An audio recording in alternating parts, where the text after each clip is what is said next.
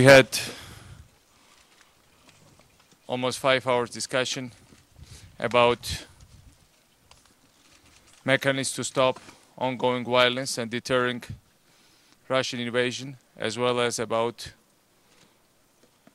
massive assistance programs for Georgia from the United States in order to start immediate rebuild, immediate assistance, and immediate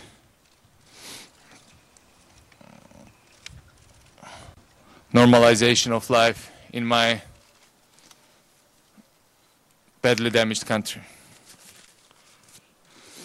As we speak now, significant part of territories of Georgia remain under foreign military occupation. You might have heard reports that some Russian APCs were dislocated to move closer to the capital, and on halfway between Gori and Tbilisi.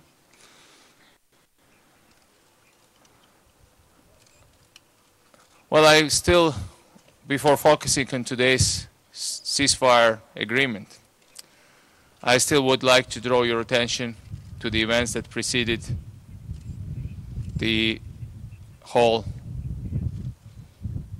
invasion and occupation. Well, when in April in Bucharest, Georgia was denied membership action plan by some members of NATO, I warned Western media at that stage that it was asking for trouble. Not only they denied us membership action plan, but they specifically told the world that they are denying Georgia membership action plan because of existing territorial conflicts in Georgia, basically inviting the trouble.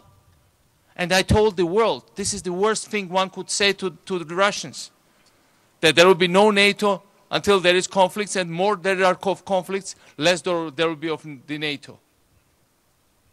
And immediately after April, immediately after Bucharest, and I can tell you now that Russians perceived Bucharest, and I mentioned it, and then some of the Western commentators made fun of me, saying that, this hot-headed Saakashvili says this rubbish again.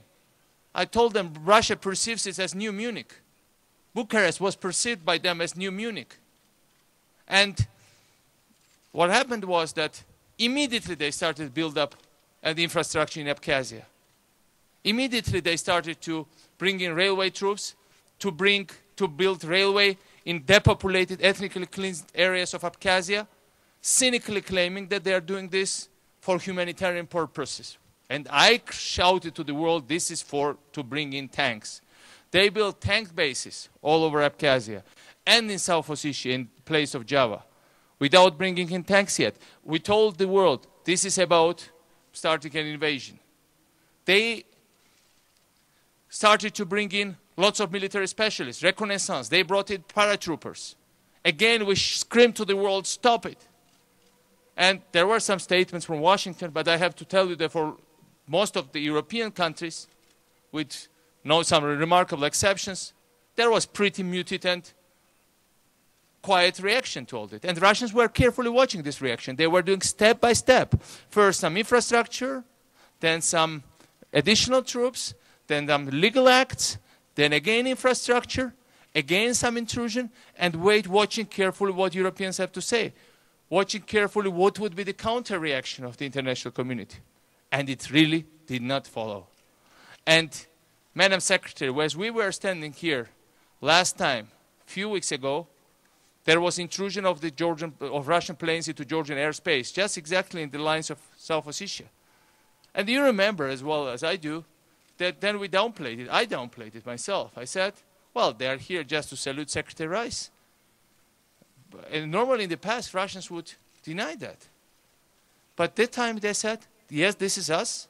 We flew there, implying that there was intent to bomb against Georgians. And again, they watched the European reactions. No European country said anything about it. So, who invited the trouble here? Who invited this arrogance here? Who invited these innocent deaths here?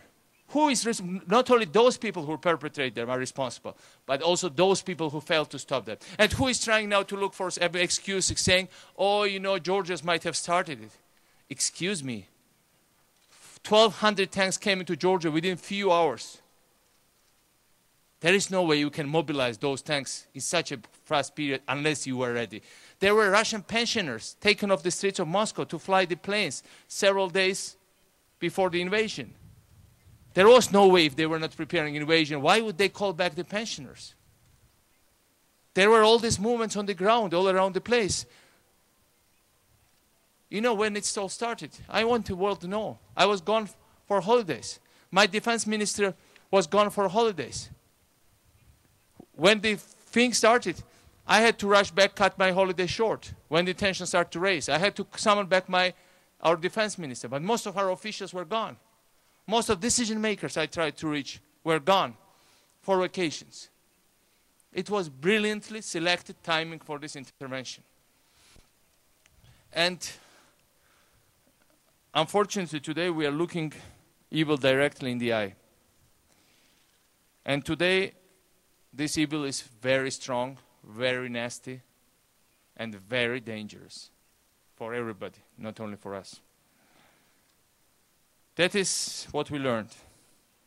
But together this can be and will be only the first chapter.